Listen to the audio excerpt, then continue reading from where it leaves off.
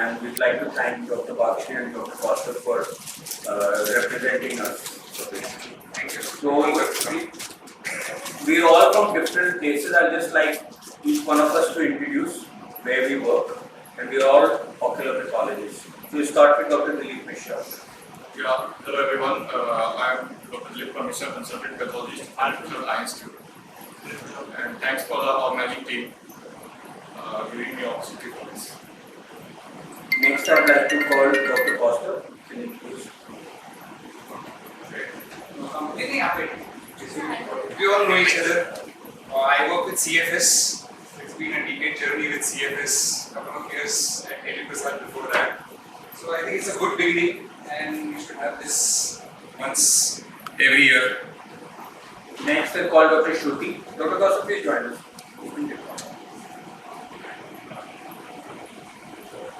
Hi everyone, I'm Dr. Shruti. I'm like the new baby on the block. So we have just started our first ophthalmic pathology laboratory in Narayanethralaya, Bangalore. So I'm the head pathologist in charge there. Thank you. I'm Dr. Arpan Gandhi. I am the Director Lab Services at Shroff Hospital, Delhi. And we are a group of ocular pathologists. And Dr. Bhageshri had to leave because of a flight. She is going overseas, and she is a very renowned practicing ocular pathologist in Pune. So we open the floor and we start with the presentations. So Dr. Costa can present his first case. The order will be Dr. Costa, Dr. Dilip, Dr. Arpan, and Dr. Shruti.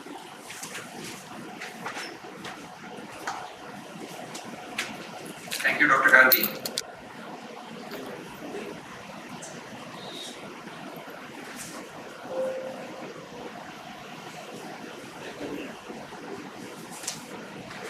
Okay.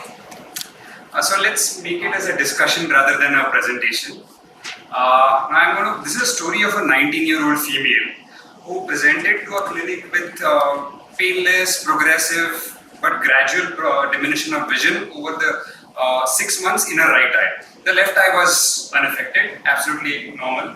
Now the vision in her affected eye, that is the right eye, was 6/36, accompanied by raised intraocular pressure. It was about 18 millimeters initially, and the day before the surgery, it went up to almost 30 millimeters of mercury. Other than this, there was neovascularization of the iris, there was loss of iris architecture, and the anterior chamber was shallow. Now on examination, okay, I think the couple of pictures that are missing from the PowerPoint because of some error. Okay, so on examination, there was this mass that was pushing the iris forward, and it was seen the pupillary axis. So it was a yellowish pinkish mass.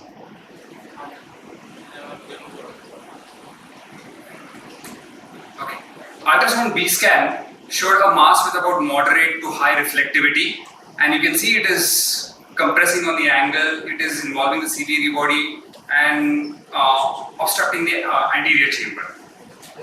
So a debate was made before we progress with the enucleation, whether it's to do a plaque brachytherapy versus enucleation, but considering the patient's age and the progress, because the clinical diagnosis based on the examination findings was whether it's a melanoma. That's obviously was the first diagnosis, because on the outside there was still some brownage, whether it's a amelanotic melanoma. Then the second diagnosis was a medullopithelioma, and the third was a leiomyoma. So they decided to go ahead with the enucleation. What was the clinical diagnosis? That's what I said. These were the clinical. Yeah, these were the clinical diagnosis: medullopithelioma, amelanotic melanoma, and leiomyoma. So this was the enucleated eye, which showed a nice mass sitting in the ciliary body region. Would you like to explain this to a normal person what this is actually? Okay, so what this is it called in pathology? She is taking a Viva now. Okay, so this is an enucleated specimen. You see the anterior chamber over here, that's the cornea, and this is the ciliary body region, that's the lens, and this is the detached retina. So this is a mass sitting in the ciliary body region. Now, if you can see, the mass is not pigmented at all. So based on the gross examination, the first diagnosis that came to my mind was a leiomyoma. Of course, a medullary epithelioma and a metastasis were the other things that I considered. Now I'm not going to say anything, I'm just going to show you the pictures. So, Shruti, Dr. Dipankar, this is the LOMAC. Shall I move on to the next? Yeah. This is a closer view.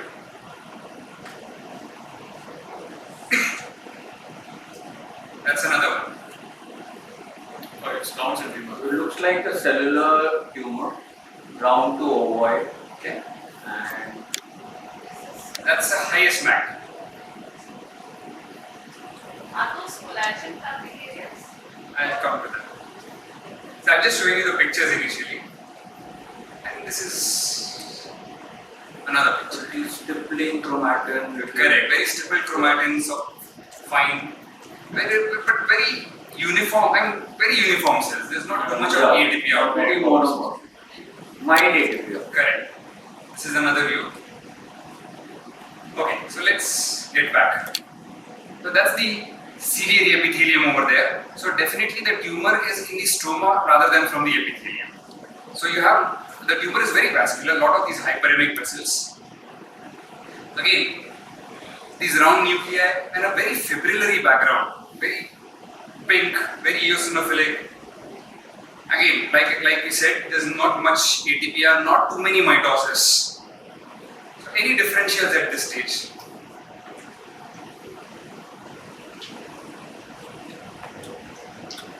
So, Epithelioid leiomyoma.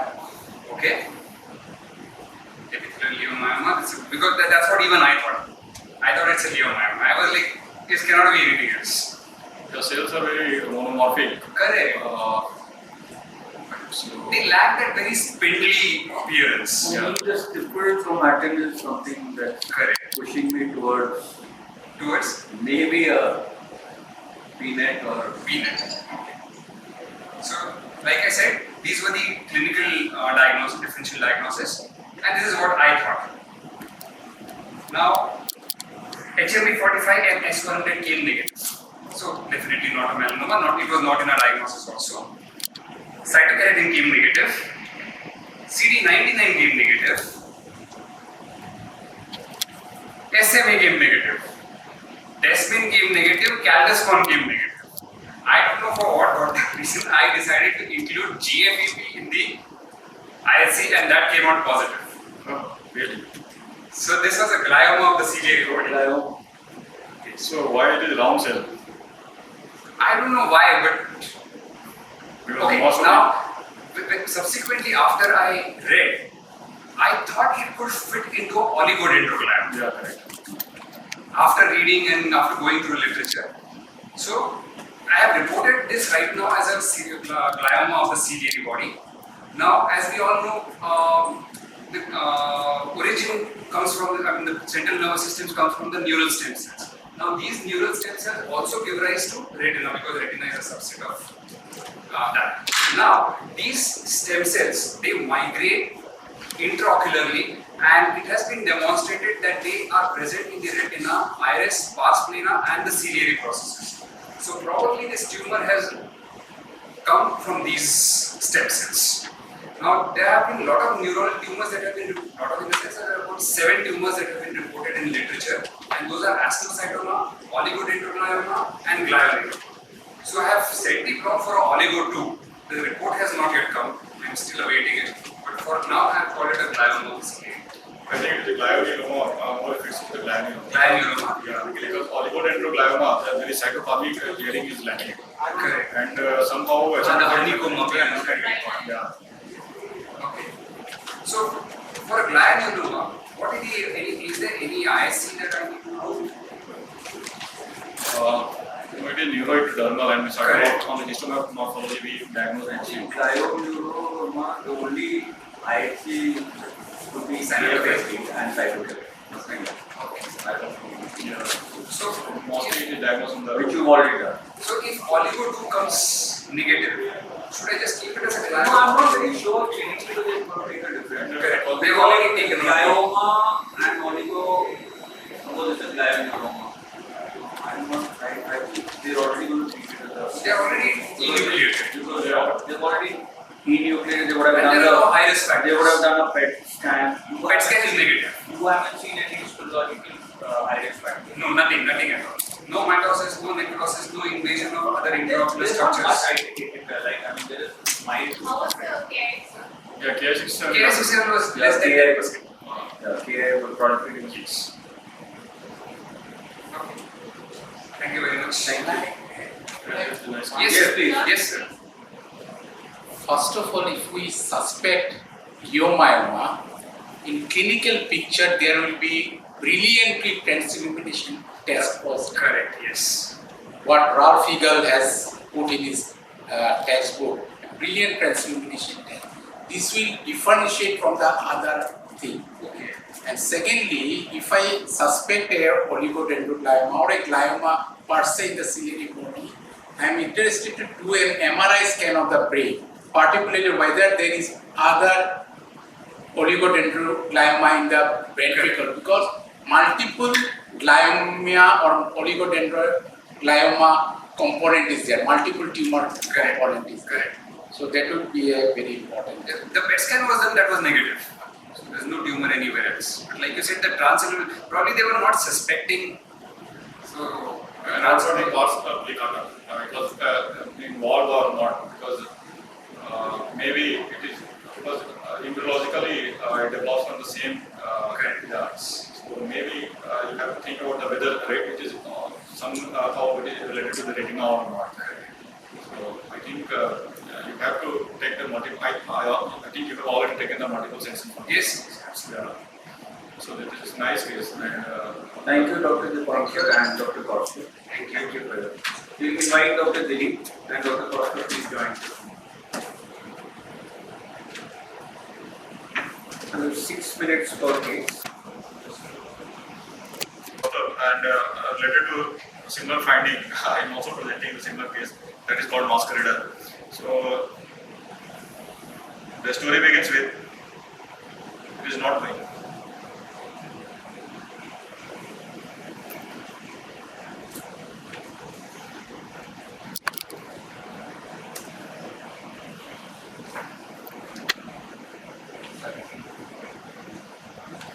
So these are the abbreviation used in this study. So the story begins with a 19-year-old female like Dr. Kostov's case, Varanasi UP. She has same exact diminution of vision since 8 years and pain in left eye since 3 years. There is non-specific trauma of left eye drainage below. And in the left eye there is no PL. There is microcystic edema of the cornea, 360-degree posterior synecdoche, and mature cataract also noted in lens, and IOP was raised. So BS scan was done, shows echoes in vitreous cavity with shadowing, but it is not so much clear, and diagnosis was not made on that. So left painful blind eye secondary to phacomorphic glaucoma was given. On that basis, oral and topical anti-glaucoma medication was given, and planned for the lens aspiration under mechanical cover. So cortex aspirated using vitrector and central visual axis cleared. The mass was noted after clearing the visual axis. Iris superiorly between 10 and 2 o'clock position. And on clinical picture, you can see that there is hemorrhage and fluffy material in the anterior chamber. And UVM shows there is mass in the ciliary body with cystic cavity. So there is mass and there is cystic cavity. And MRI, after that finding UVM, MRI was done. MRI showed a mass occupying almost 50% volume of the eye. So that clinical differential diagnosis was given malignant to benign, amyloid melanoma to metastasis, they suspected, and also they suspected schwannoma and medullary epithelium. After that, the patient has already no vision in the eye, so enucleation was done. And this is the enucleated eye, and this is the central and peripheral callet. If you see that this pointer, this is the cornea, and this is the ciliary body area. So mass is attached with ciliary body and also extending to the vitreous cavity and choroid. There is massive involvement of the choroid, And this mass is grayish white in color, so solid, just like potato. If you cut the section of the potato, it looks like that. And this is a scanner view showing the whole slide in a scanner view, showing mass in the vitreous cavity and reaching to the anterior segment. And also there is trabecular mesoarc involvement. This is the low mag or the scanner view. And on further high magnification, you see that there is a flattening of the ciliary body, and also the trabecular mesoarc is involved. And mass is reaching toward the vitreous cavity. And this is the massive choroidal involvement with the mass. So, what is your diagnosis at this moment?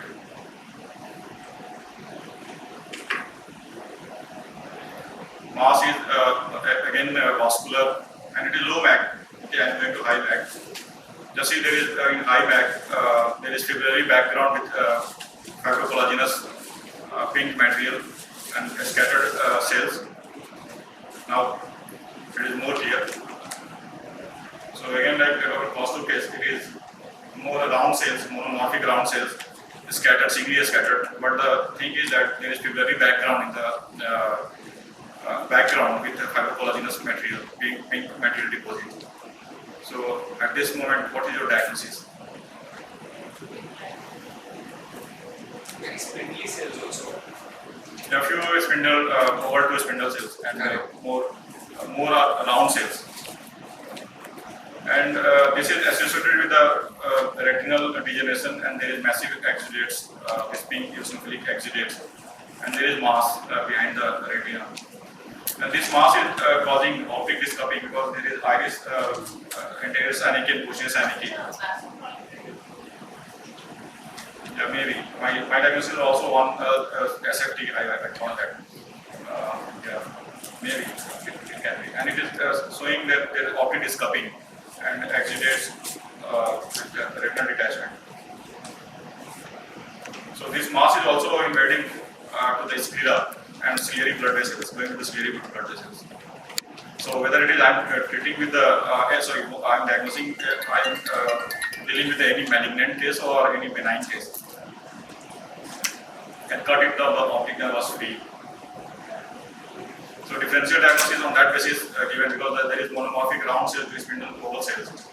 So the diagnosis was given amelanotic melanoma. Mostly it is not fitting in the amelanotic melanoma because there is polygonocells are very less, which are called epithelioid malignant melanoma. So that is not fitting in that. Then retinal glial hematoma, one of the differential diagnoses. Schwannoma was also, but there is no spindle cells are lacking. So these are in my mind because the clinician has suspected this diagnosis also on the clinical background.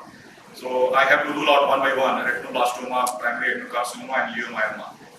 So what the investigator did, the GFAP was negative, so that rules out hematoma, glial hematoma, like in first 2 cases it was positive. So that rules out GFAP, glial hematoma also, sometimes GFAP also positive in retinoblastoma. S100 also negative. So S100 is negative, melanocytic lesions also rule out. And because the histomorphology and S100 is not positive, so it is not a malignant melanoma of the ciliary body. And also rules out the schwannoma, although histomorphology is also not matching with the schwannoma. Cyanotrophysin was also negative. Rule out retinoblastoma and medullary anyhow, because I have not got any tubules like or SNR structure. So on histomorphology itself, it rules out medullary. So, but the most common tumors are the ciliary body and iris ciliary body medullary and primary ciliary body adenoma I have diagnosed. So, at this point, I have put the various markers, iris markers. Cytokeratin was also negative in this case. CD34 was expressed in blood vessels, not in the tumor cells. Desmin was slightly positive. If you see that some cells are taken positive, but it is not diffuse positivity, it is slight focal positivity. But SMA was strongly positive. Desmin was also positive.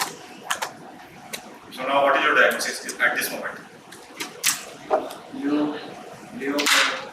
So the Pankaj sir, you are the senior one. So what is your diagnosis at this moment? I am in dilemma, sir. Thing is that what is, if you see the cellular morphology, first the clinical picture, it shows some cyst. Yeah, cyst. And cyst in the ciliary body, first differential diagnosis in 19 years would be a adult form of medullary. Yeah, correct. We did not see any cartilage or anything or a tubules formed. No. So ruling out teratoid and non-teratoid medullary epithelium. Then schwannoma also ruled out. Sorry, I did not make the link up. So on the basis of this, If it is a adenoma, what is important thing is that if we have a picture of a what you call in the early time, whether there was a adenoma or Fuchs adenoma in the ciliary body. so that is for dictyloma also. Fuchs adenoma if it enlarges, but it is usually a benign condition, Fuchs adenoma. Now there is a strip from the optic nerve to the lesion, very nicely seen in the ISC picture. So whether this optic nerve extension or anything, that can be a relation. Yeah, optic nerve, there is optic nerve, they are going toward the optic nerve, and optic disc cupping was also there. Yeah, and you see the optic nerve section or it shown, it has some empty spaces. So already optic atrophy is there. Yeah, optic atrophy, because there is intraocular pressure raised and there is glaucoma. So optic disc cupping is there, that is explained.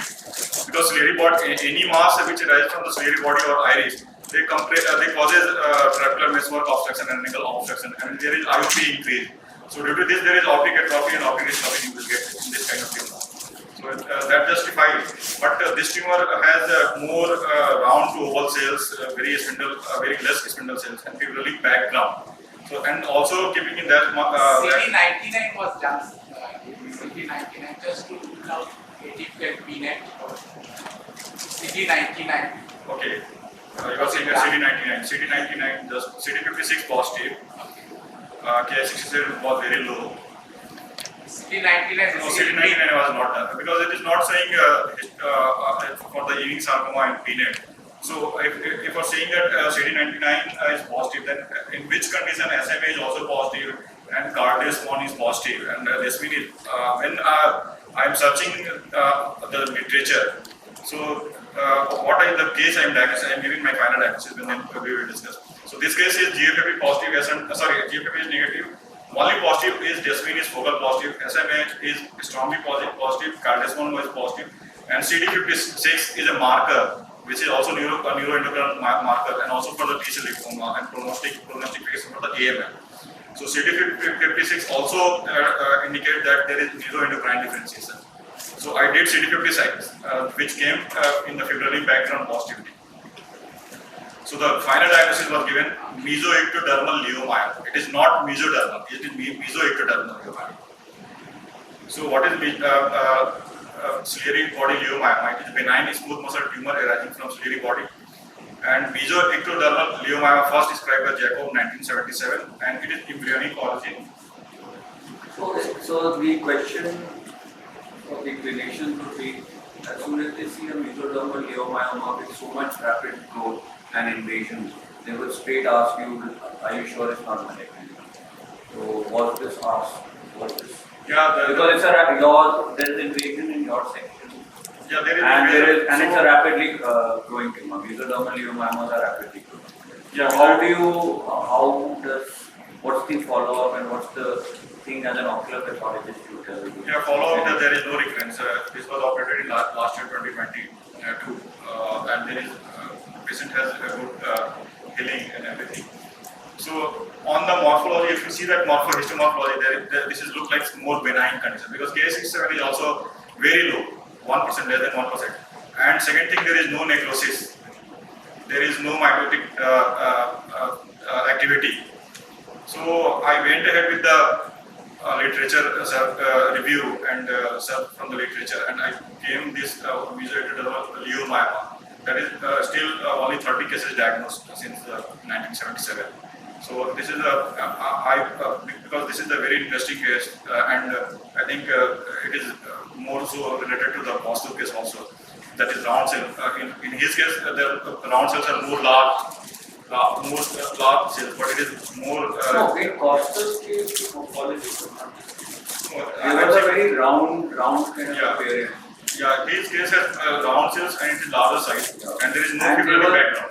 and there were a lot of blood vessels of different calibers. It gave an appearance of some. So the difference between the we have pathologist here sitting. So the difference between the mesodermal leiomyoma is that just like in uterus, you will get the fascicles and bundles of the spindle cells. In this case, this is lacking. It shows more. So in the literature, it is written that it shows more round to oval cells, less spindle cells, and fibrotic background. And some cases they have reported CD56 positivity. So keeping in this in my mind, I gave my final diagnosis mesodermal leiomyoma. But I'm worried about that why there is extension to the sclera, and also the posterior ciliary blood vessels is also involved, but it's not going outside the orbit. That means not beyond the sclera. So Could it be a pushing effect rather than a It rapidly grows. And also, I think in Dr. Costa's and Dr. Dilip's case, the very important highlight is the importance of a IHC custom value. yeah. So I mean, you cannot do away with the importance of that. So, That brings me to my second question. Did you include CD56 initially or? so the selection of marker, yeah, that's what I was. Like CD99, I could have also asked. yeah, I would agree with Dr. Dipan. In my differentials, Ewing sarcoma PNN was not there because it is not vesicular chromatin. The cells are not so much large, and there is mixed really background. I have never seen the. So when you advised this panel, was everything done together or was you saw the IFC and No, then no, another set of IFC? first I did CD34, cytokeratin, SMA. So when SMA came positive, so as a rule, for giving any muscular tumor or any type of tumor, you have to do at least 2 IC markers. So in this case, I did desmine. After that, SMA came positive and cardismol. So desmine is very less positive, focal positive, and meanwhile, I already conveyed the clinician it is benign condition because CH7 is very low, and there is cytokeratin was negative. So I told that the clinician it is not melanoma and not any metastatic tumor, and KH67 is very low, and there is no necrosis. It is benign condition.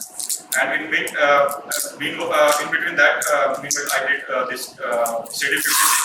What was the second panel was positive. And second panel I did CD56 and it came positive, and I reviewed the literature and then I gave my final diagnosis. So sometimes clinicians ask us, your IFC is over, why how come you not come out with a diagnosis? So it's very important for us to make them understand that there is a lot of more to it, much more to it than just one IFC shot at the common markers. Yeah, correct. So this is a take-home message. What you told, is important tool for differentiation and confirmation of this kind of tumor. Because on histology, we are not able to diagnose. Even in the hospital case or even in that case. Thanks. Thank you, Dilip. Very interesting case.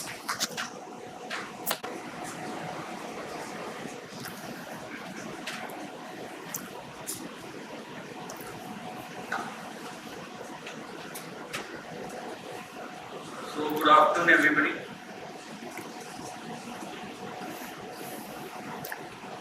So we get a lot of patients from in and around where we practice Delhi. This was another patient who come in from Delhi, and we thought we were dealing with another OSSN, which all of us once a week or twice in 2 weeks comes in. So we were like, okay, we'll give you the margins, the base and everything. So there was some interesting history, systemic history, and we get our systemic history from the EMR, the electronic medical record. So we insist on 2 things, the clinical history, systemic examination as well as clinical pictures. Over a period of time, this has become a very important tool for us, and as ocular pathologists or even pathologists, it is mandatory to furnish us that data. So it's not even a request, it's something that we really like. So there was something very interesting. It was a hypertensive female, hypothyroidism, type 2 diabetes, had COVID, typhoid and anemia of chronic disease. P-ANCA was positive and microscopic polyangiitis was diagnosed. it was on the examination. I also saw this patient in the OPD plasty, oculoplasty, and it was a nodular yellow-white mask, irregular, fairly well-defined margins, spread conjunctivally and subconjunctivally. Thought it was just a gelatinous vascular necrosis. We're dealing with a OSSN, and that's what's going to come when I get the biopsy within 1 or 2 days. The MRI also showed an enhancement in the preseptal and preorbital region. So probably wiry inflammatory. I don't know if you get reports, but we get MRI reports which range from mitotic to inflammatory, all in one line, not even in the different lines. So no offense meant, but that's why we rely a lot on histology in that.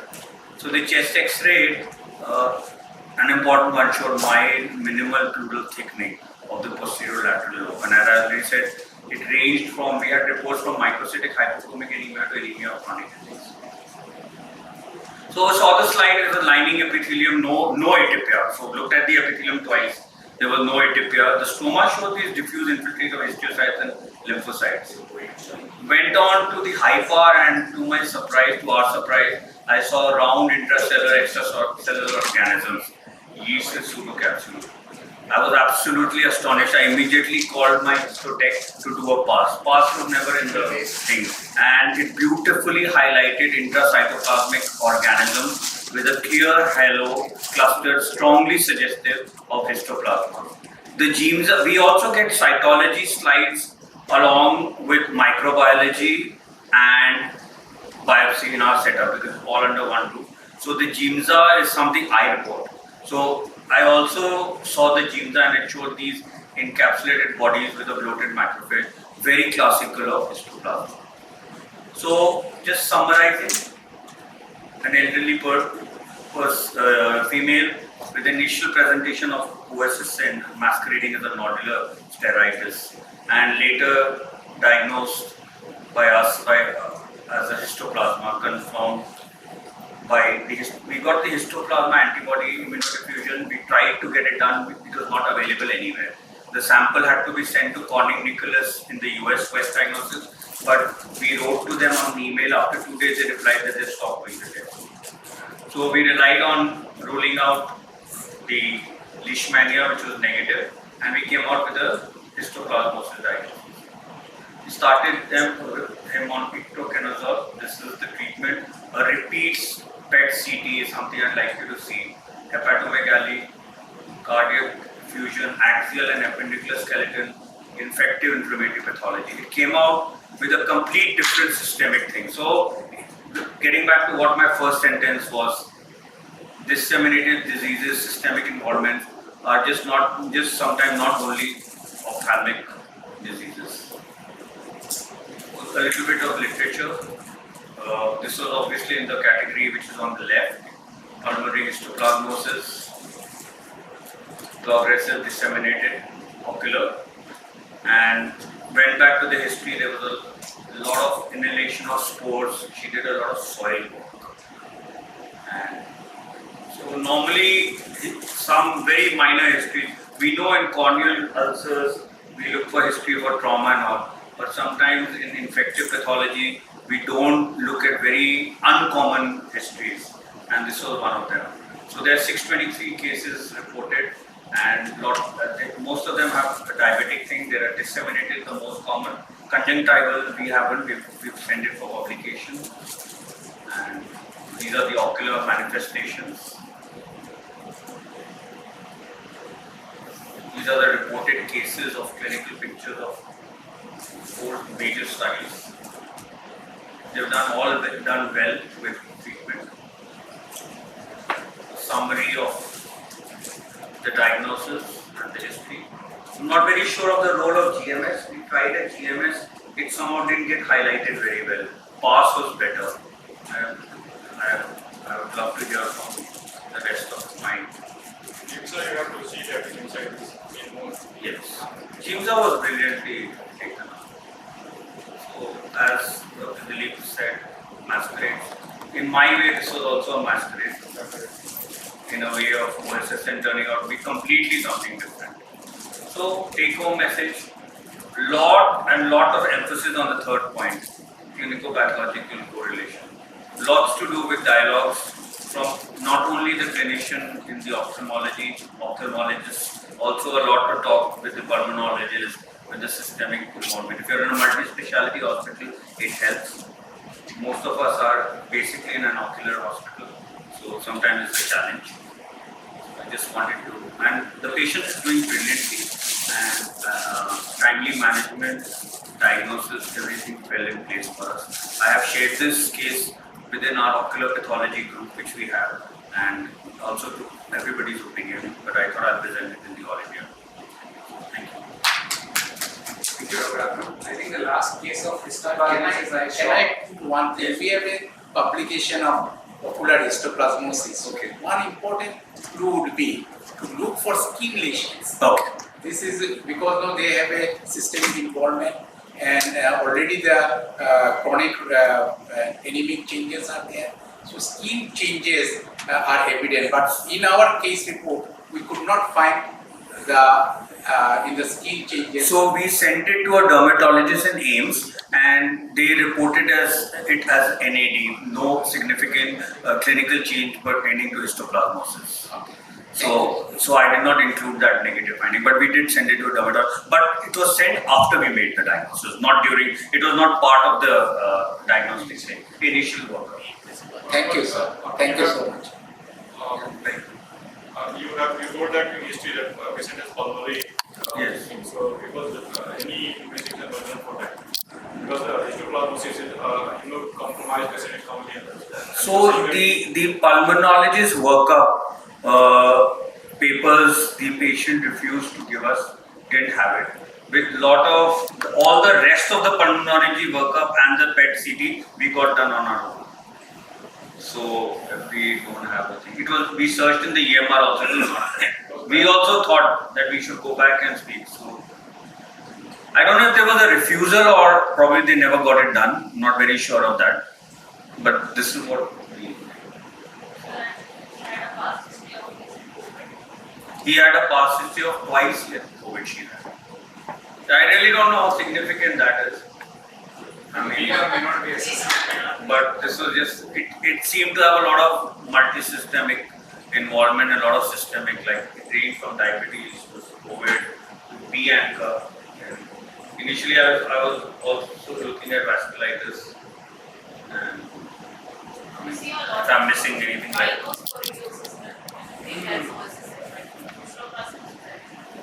So I just wanted to present an offbeat case. The last case of histoplasmosis I saw was the VA days. And mostly we consider the leishmaniasis scala. Yes. Yeah. So Jimza is an important one in this. Okay, thank you.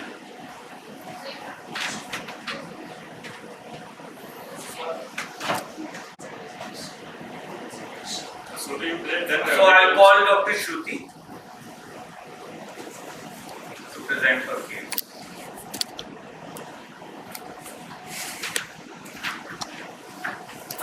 So hi everyone, I'm Dr. Shruti. I'm a pathologist from Narayan, Australia. So I think this next case, unlike my fellow colleagues' cases, this is going to be a straightforward case. But yes, of course, it's going to be interesting for the ophthalmologists. So this was a 55-year-old female, and she was referred to our institute with a for management of corneal melt. She came for a TPK, and she gave a history of pain and swelling of the eyes and diminution of vision. And she already had a CT scan which said it is an IOID, inflammatory disease. So now a final diagnosis of left eye IOID with proptosis and exposure collectitis with corneal melt was made. And she had a PL negative. So she underwent a tectonic keratoplasty and an anterior orbiectomy in the same sitting, and the specimen was sent to us. So I remember this case, I was just new, 1 week old. We had just started our lab, and the specimen came to me. So both her corneal button as well as the incision biopsy came along. So while crossing, so crossing is something we do before seeing the slide. So we see the specimen and document our findings. So it was a classical button with all the debris. So I thought, okay, maybe orbital cellulitis, then scleritis, then something she has, and that's why there's a proptosis. So the next day when the slide, 2 days later when I saw the slides, so it was quite shocking. So this is her Sorry, clinical can I picture. interrupt? So yes, So sir. crossing is something that is also sometimes you need to have the clinician along with you also. So it's a good practice sometimes to include the clinician because their orientation on the surgical thing or the ortho technique is a little different from what we see as a specialist. So it's always great to all work hand in glove with them and sorry. Correct. So this is the images, the radiology images, and that's the clinical picture. So anyone with this would like to, I think we have audience now. So any differential, would you still go with the inflammatory orbital disease? Very diffuse heterogeneous mass. Right. So this was a this. One point is there is a hypointensification area. Gas forming organism should be in the shortly step in this or other crosteria, etc. Right. So with all these DDs, the histopathology slide, this was the pathology slide. So I think the pathology slide is a complete blooper, and all of us like pathologists, there is no doubt when we see the slides we make the diagnosis. So there were a lot of these large Sir, Lobino? So they can see what CT secretary CT scan. So this is the CT scan. Can you describe? Whether it is bilateral because there's no CT finding. Yes, sir. So I'll come to that. Okay. So yes, so it was it just came out as a left idiopathic orbital disease. This was the report from the patient from MP. So they were referred to our institute. So the MRI, the CT was done elsewhere, not with us. So we went on with that because, and she was mainly concerned with the cornea problem. And this was the slide. So it was a large cells, plasmacytoid cells, and many signet ring cells. So just for the ophthalmologists here. So the arrow that I have marked, this is a classical Indian file pattern. So if all of us in our PG, the UG entrance exam preparation days, I think this was a famous question. So Indian file pattern is seen where. So this is that, and a lot of signet ring cells as well. So this was my diagnosis. Of course, I knew what I was seeing, but again, I was new and I had to give a guarded report. And so I just put it out as malignant orbital tumor, probably METS. Just because the cells were plasmacytoid, I still put plasmacytoma as one of my DD and lymphoma. But then I called up the plastic consultant and I told them, please look, this is strongly suspicious for with all the signet ring cells and Indian file pattern and the typical morphology. So please rule out lobular carcinoma breast. And also I went back to the EMR and I saw that she had a raised ESR, she had anemia, and surprisingly her TC was low. So if it was a keratitis leading to orbital cellulitis, or if it was an inflammatory, of course you don't get a raised TC, but if it was a cellulitis picture, I would have definitely got a raised TC. That was not the case here. So then what we did, we followed up, we called the patient back, and then when we sat down and when the clinician actually spoke to her and for a long time and took history, she still denied. She said, no, I'm fine, I don't have anything anywhere. But because we had strongly suspected it on histopath, we did examine her clinically in the ophthalmic OPD. Now, how often does it happen that we examine the breast? And then, yes, she did give a history and she said that she had noticed a lump 1 year back, and because of social stigma in a developing country like us, many people don't come out and they don't admit that they have some problems. So then she also gave a significant weight loss history. So large irregular lump in the left breast with classical puckering, and all the axillary nodes were palpable as well. So next we called her in and we did a FNAC, and there were a lot of clumps of these atypical cells. So we just gave it a strongly suspicious, and we ran a IHC on the orbital biopsy block. So we didn't do the hormonal markers because obviously she would go in for a core biopsy and follow adjuvant. So this was strongly positive for GATA, and it was negative for E-cadherin. Now E-cadherin is something which is usually positive in a ductal carcinoma of the breast. So this was GATA3 positive, indicating it's a lobular carcinoma. Further a PET was done, and that actually showed extensive skeletal involvement and involvement of the soft tissues of the left lobe. But yes, like the Lipsa pointed, there was also very non-specific uptake in the right lobe as well. So the final diagnosis of this case was invasive lobular carcinoma of the breast, which was metastatized to the orbit. So I think coming to orbital mets, I think prostate is the main tumor which usually metastatizes, followed by breast and hematolymphoid malignancies, Ewing's, melanoma, etc. So my case is just to highlight that whenever there is a case of proptosis, don't blindly go by the radiology reports. Please see the radiology images yourself. That makes a huge difference. And communicate with the pathologist. That's very, very important. And also before that, take a good history. And the basic workup, I think that is very important. So the basic blood workup, and give details. There is a pathology form where when we have a lot of place for you to write. So a simple phone call or a WhatsApp will still help us understand, sit and work for the patient. So it is a multidisciplinary approach for the patient benefit, and a simple history would have helped in this case. So thank you.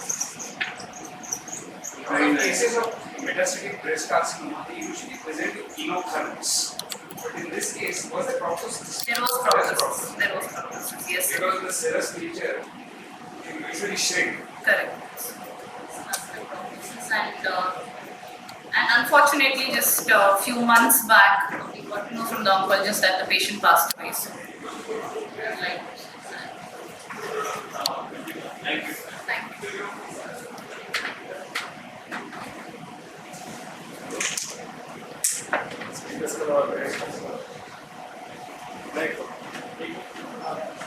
Dr. Biswas is in another session. So I'm Dr. Gandhi. I'll be presenting on his behalf.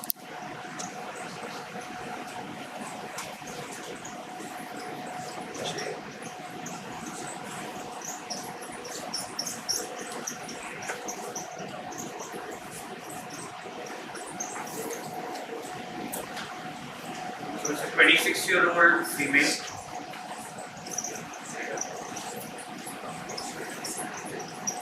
There was a large mass lesion on the superior limbus with multiple small lesions on the temporal side. Any diagnosis? These are more pictures. So it's squamous cell carcinoma. So pulmonary tuberculosis case about 2 decades ago. September 2003 had a conjunctivitis. ELISA for HIV was positive, the CD3 counts were here. Platelets and WBCs were normal, ESR was markedly raised. A submediastinal widening.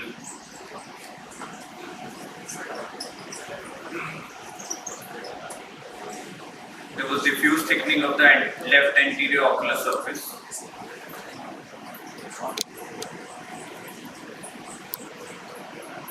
Peripheral lymph nodes, preauricular and submandibular enlarged. So again,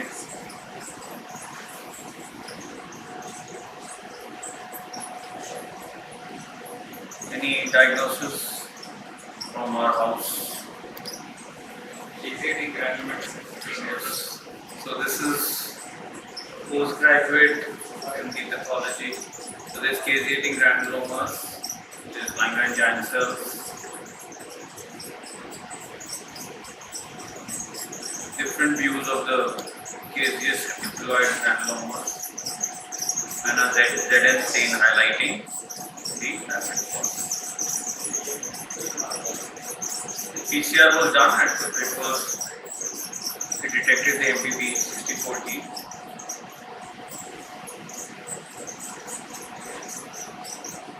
So we made it a histopathological clinical diagnosis of angioplasty. Few ocular lesions and an HIV positive immunocompromised.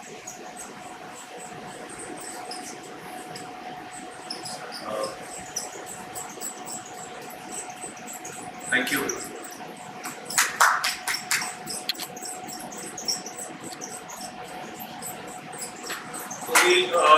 So we wrap up our session, and Dr. Dipankar, I'd invite you to please come and say a few words about the importance of ocular pathology in the setting of both as an ocular pathologist and as what you expect from an ophthalmologist, or what they expect from you.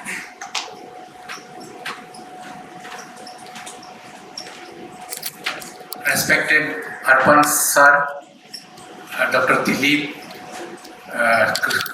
Kaustav, Dr. Kaustav, Shruti, everyone here. Now, always JB sir used to quote, and he's the first ocular pathology trained in Dohini, came back to India and served Shankar Nethralaya till today. And as is our pathology, as is our practice, that is professed by William Wasler. Now, sir, I learned a lot of things from here. I was very struck by Dilip case. Obviously, that's a very excellent case. Kaustav, Shruti, and you presented so nicely.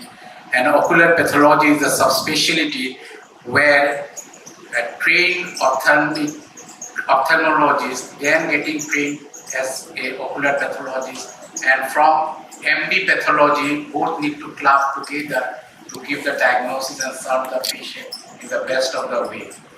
Now, ocular pathology, as we know, even in inception in America, when it started, it is just a group of people started the pathology, ocular pathology, particularly in Armed Forces Institute of Pathology, or were trained from there, and ultimately Professor Jaimarman, who spread the message, and Professor Narsingh Rao is one of the 50 ocular pathology who has been directly trained by Professor Jaimarman.